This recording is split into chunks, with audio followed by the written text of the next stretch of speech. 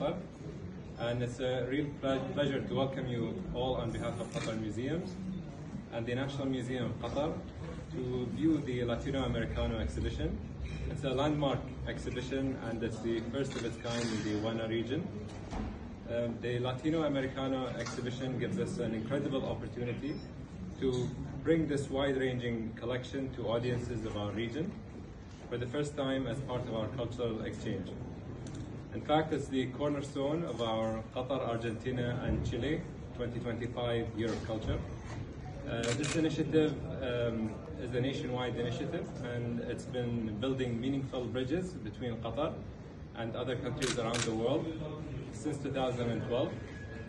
This collaboration between Qatar Museums and the Malba Foundation is complemented with contributions from the private collection of Eduardo F. Constantini and the collection of Mathaf, Arab Museum of Modern Art, and also the Future Art Mill Museum.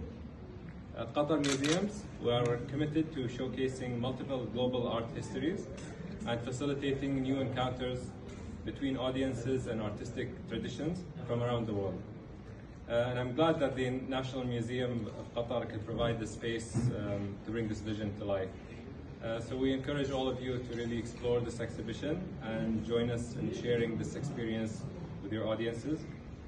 So thank you once again for being here today and helping us tell the story of the Latino Americano to the world. And really the National Museum is a home to all of us, and this is a very proud space for us. So we feel like we're welcoming you to our homes, and we hope that you really enjoy it and feel the warm welcome and the hospitality. And thank you again for joining us. Thank you.